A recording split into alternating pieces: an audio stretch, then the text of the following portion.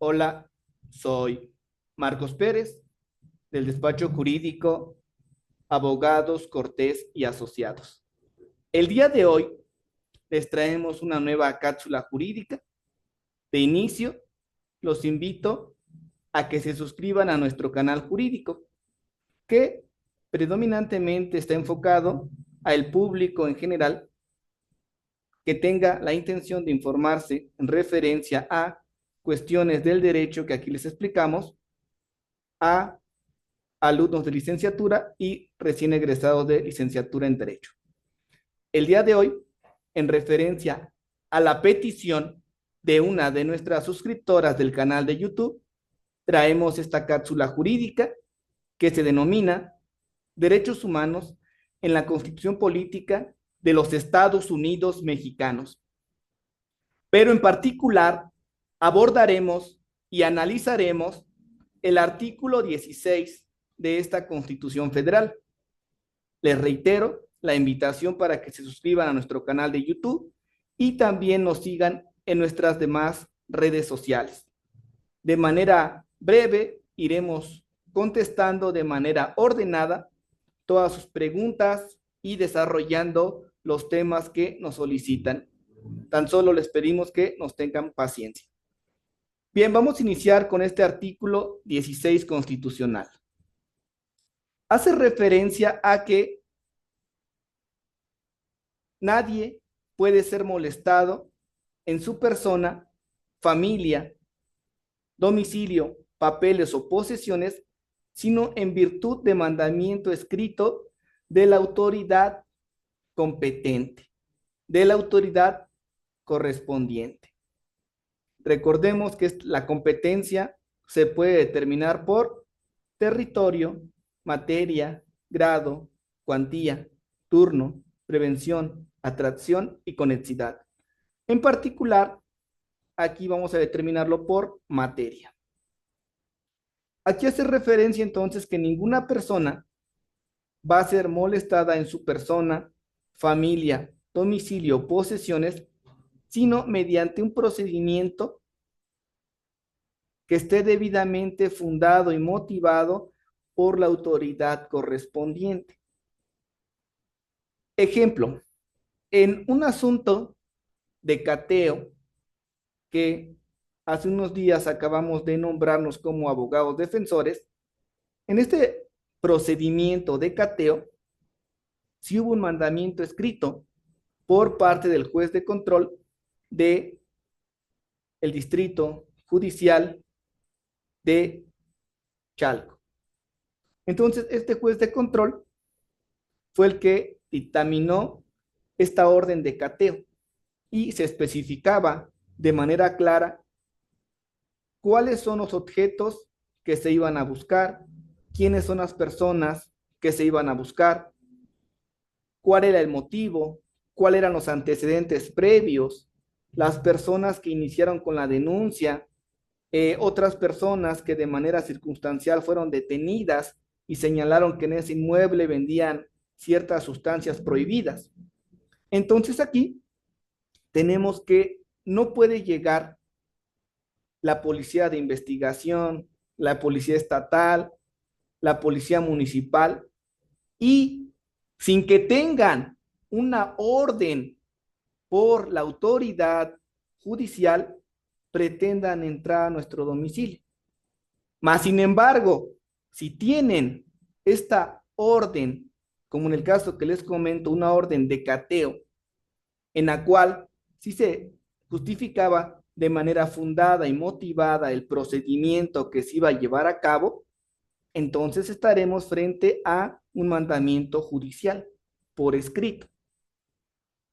También este artículo 16 hace referencia que en los juicios y procedimientos seguidos en forma de juicio, en los que se establezca como regla la oralidad, bastará con que quede una constancia de ellos en cualquier medio.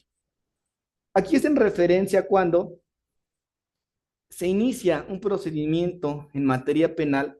Actualmente todos estos procedimientos como la audiencia inicial, audiencia de revisión de medidas cautelares, eh, audiencia intermedia, etapa de juicio, previamente hay personal capacitado de tecnología para que quede en audio y video grabado. En el caso de la Ciudad de México, después de que terminamos la audiencia, pasamos a solicitar nuestro CD para que podamos tener la grabación. Estado de México, llegamos con nuestra USB y esa va a ser la constancia de que hubo una oralidad en el procedimiento. Este artículo, Derecho Humano 16, artículo constitucional, también hace referencia a que toda persona tiene derecho a la protección de sus datos personales, al acceso, rectificación y cancelación de los mismos y manifestar su oposición de acuerdo a la ley. Es muy importante cuando somos asesores jurídicos de empresas o cuando somos asesores jurídicos de servidores públicos que previamente nos demos a la tarea de preguntar y asesorar para que puedan crear ellos los avisos de privacidad, porque muchas de las ocasiones no se crean estos avisos de privacidad.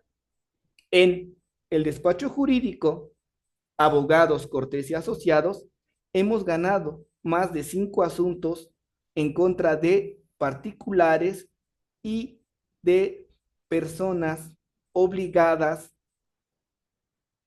para la protección de estos datos personales, sector privado y sector público. ¿Por qué?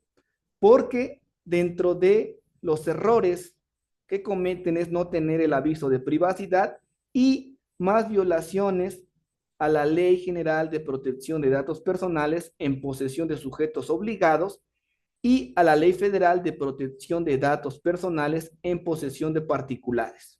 La número 1, sector público; número 2, en referencia a los particulares. Entonces, este artículo 16 constitucional hace referencia a que todos tenemos el derecho de la protección de nuestros datos personales. ¿Cuáles?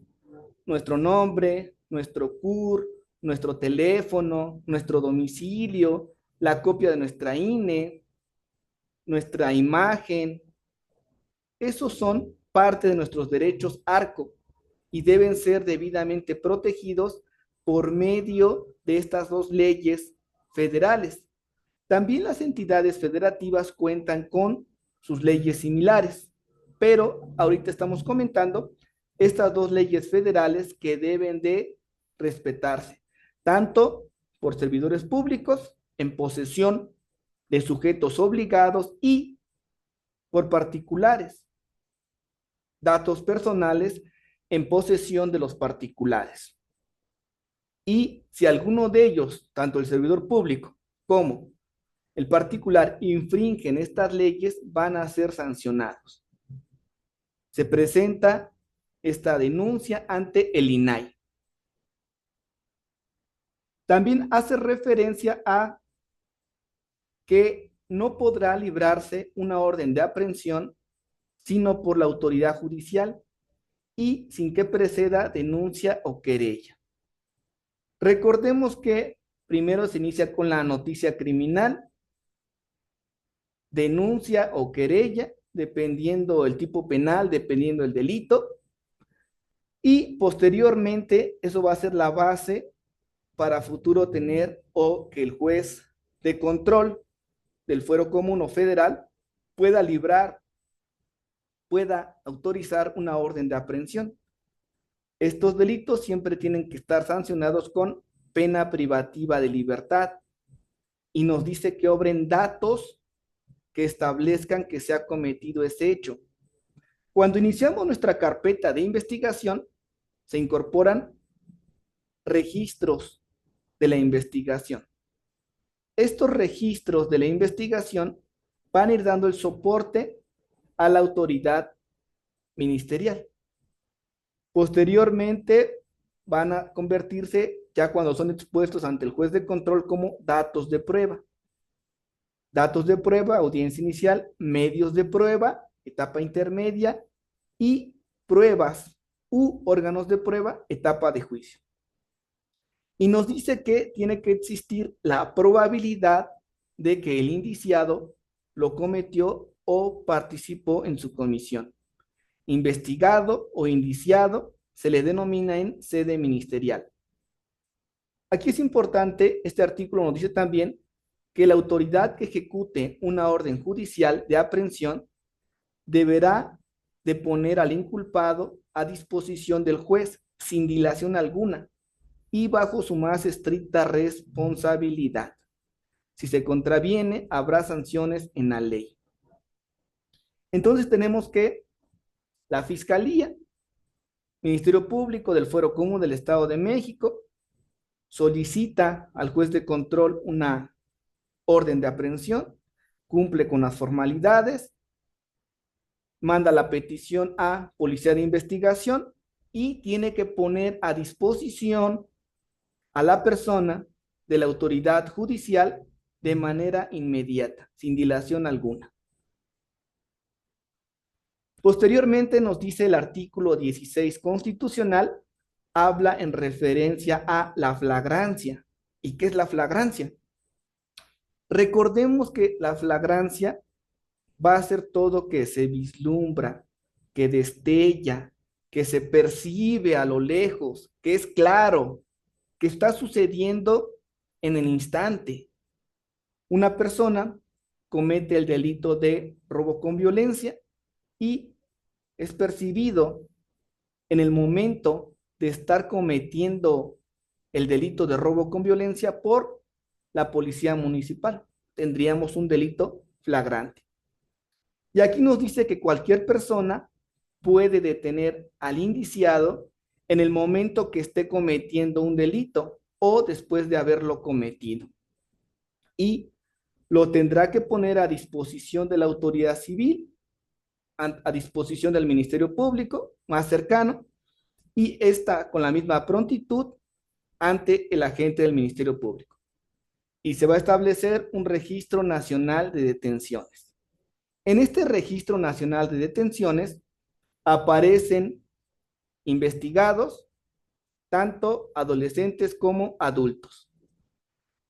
Posteriormente, el Código Nacional de Procedimientos Penales establece ciertas hipótesis para determinar cuándo se considera que un delito es flagrante, que esté cometiendo en el momento el delito y que se ha sorprendido, que se ha perseguido de manera ininterrumpida, que se ha encontrado con algún objeto del robo, y estas van a ser algunas de las hipótesis para determinar la flagrancia.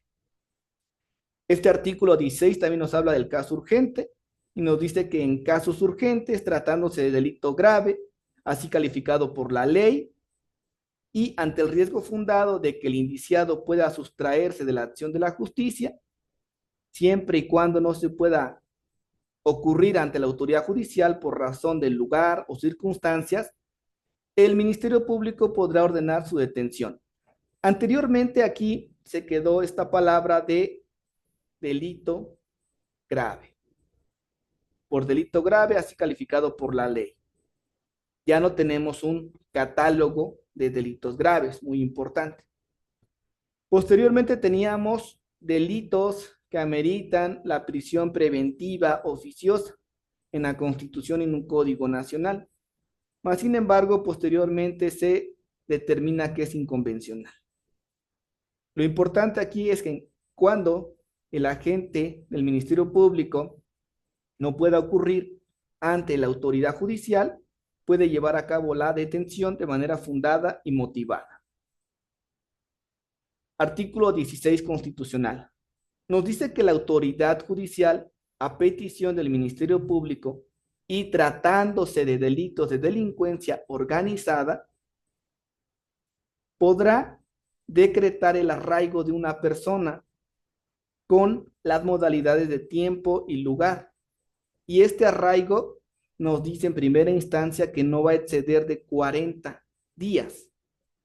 Mas, sin embargo, también nos dice que si es necesario para el éxito de la investigación, la protección de personas o bienes jurídicos, y hay un riesgo fundado de que el inculpado se sustraiga de la acción de la justicia, este arraigo podrá duplicarse y podrá verificarse que subsistan las causas del mismo y no podrá exceder de 80 días. Artículo 16. Ningún indiciado podrá ser retenido por el Ministerio Público por más de 48 horas, plazo en que deberá determinar su libertad o se pone a disposición del juez de control. Este plazo podrá únicamente duplicarse en los casos que la ley determine como delincuencia organizada. Bien, aquí muy importante, esta retención por parte del agente del Ministerio Público que no va a exceder las 48 horas, el agente del Ministerio Público, antes de que excedan las 48 horas, va a determinar si queda en libertad o lo va a enviar con el juez de control. Entonces, cuando tengan un asunto en referencia a una persona que está en sede ministerial y ustedes ya hicieron el conteo de las 48 horas, tienen que ser muy hábiles y antes de que se computen las 48 horas, ustedes ya se entrevistaron con el indiciado, ya le hicieron saber sus derechos y, de ser necesario, ya aportaron registros de la investigación. Es importante, muchas de las ocasiones hay sedes ministeriales que alrededor no hay computadoras, no hay impresoras, entonces tienen que prever todo ello. Artículo 16 nos dice que en toda orden de cateo solo podrá ser expedida y autorizada por la autoridad judicial. En esta orden de cateo se va a expresar el lugar específico que ha de inspeccionarse, cuál es la calle, el número, la colonia, el municipio, la región, si es una privada, si es, por ejemplo, un andador, si es primer piso, segundo piso. Tiene que ser muy específico el agente del Ministerio Público cuál es el lugar que ha de inspeccionarse. También el agente del Ministerio Público tendrá que fundar y motivar y expresar cuál es la persona o las personas que se requieren aprender. También esta orden de cateo nos tendrá que decir cuáles son los objetos que se buscan y es a lo que únicamente debe limitarse dicha diligencia. Al término de esta diligencia, la autoridad deberá levantar un acta circunstanciada en presencia de 2 testigos propuestos por el ocupante del lugar cateado. Y si hay una negativa porque no quiere proponer a los testigos, porque no los hay, entonces la autoridad que practique dicha diligencia tendrá que autorizar a 2 testigos. Este cateo, como ya mencionamos, solamente va a ser autorizado por el juez de control, en presencia de 2 testigos. Y es muy importante aquí, cuando tengan un procedimiento de cateo, que revisen que se cumplen con todas las formalidades del cateo de acuerdo a la Constitución y al Código Nacional de Procedimientos Penales. Si se percatan que no se cumple con una o más de estos requisitos, podrán solicitar ante el juez de control que decrete de no legal la detención, toda vez que se están infringiendo normas constitucionales y del Código Nacional de Procedimientos Penales. Este artículo 16 constitucional también nos habla de las comunicaciones privadas.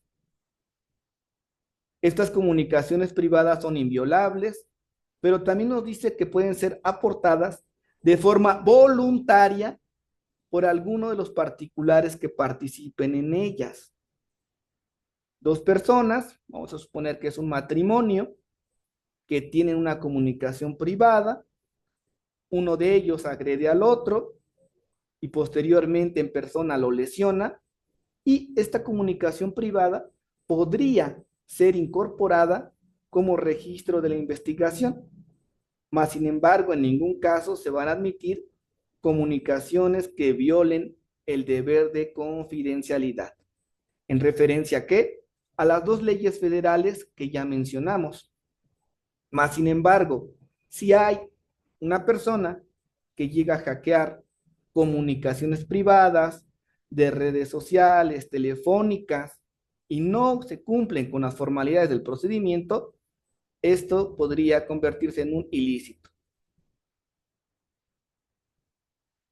Artículo 16 constitucional nos habla de la intervención de comunicaciones y nos dice que exclusivamente la autoridad judicial federal, a petición de la autoridad federal o del titular del Ministerio Público de la entidad federativa correspondiente, podrá autorizar la intervención de cualquier comunicación privada, siempre y cuando esté debidamente fundado y motivado en los hechos y el derecho, para que la autoridad correspondiente revise la solicitud y se va a expresar qué tipo de intervención, los sujetos de la misma y su duración.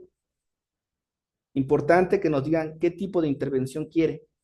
Geolocalización, intervención de alguna red social, intervención telefónica, cuáles son los sujetos y el motivo de la intervención y su duración, para que esté debidamente fundado y motivado y la autoridad judicial lo pueda solicitar y en su caso autorizar. Artículo 16 constitucional. Hace referencia a que la autoridad federal no podrá autorizar la intervención de comunicaciones en materias de carácter electoral, partidos políticos, propagandas, materia fiscal, materia mercantil, civil, laboral o administrativo. Y en ningún caso las comunicaciones que se tengan del detenido con su defensor. Recuerden que en todo momento tenemos el derecho de entrevistarnos con nuestro representado, con la persona que estamos representando. Le vamos a informar de sus derechos, le vamos a informar de los antecedentes de la investigación y le vamos a mencionar que nos vamos a entrevistar con él de manera personal y de manera privada. Y esto no podrá ser intervenido por la autoridad, toda vez que es un derecho humano, el derecho humano de defensa que tiene la persona que está siendo investigada. Artículo 16 constitucional nos dice que los poderes judiciales contarán con jueces de control que resolverán en forma inmediata. Recordemos que el juez de control fue creado como un juez garante, un juez protector, un juez de garantías, que revisa las garantías y los derechos de la víctima, ofendido o del investigado. Y también va a revisar en referencia a solicitudes de medidas cautelares, providencias precautorias, técnicas de investigación de la autoridad, garantías de los derechos de los indiciados y de las víctimas u ofendidos. Entonces, este juez de control, por ejemplo, si en alguna ocasión el agente del Ministerio Público no les permite revisar la carpeta de investigación, no les permite tomar registro fotográfico, que también está autorizado y se puede, no les permite entrevistarse con su representado porque dice que no se puede, porque dice que lo van a leccionar, pueden solicitar audiencia judicial ante el juez de control para mencionarle toda esta violación a los derechos humanos que está viendo de su representado. Y por último tenemos artículo 16 constitucional, hace referencia a que la autoridad administrativa podrá practicar visitas domiciliarias únicamente para cerciorarse del cumplimiento de los reglamentos sanitarios y de policía, bandos municipales, reglamentos, y podrá exigir la exhibición de los libros y papeles indispensables para comprobar que se ha acatado con las disposiciones fiscales. Este procedimiento tendrá que cumplir con las formalidades del cateo. Bien, por nuestra parte ha sido todo en referencia a derechos humanos contemplados en la Constitución Política de los Estados Unidos Mexicanos, artículo 16 constitucional. Los invitamos a que se suscriban a nuestro canal y que nos dejen sus comentarios. Es importante leerlos y saber en qué podemos colaborar. Hasta la próxima.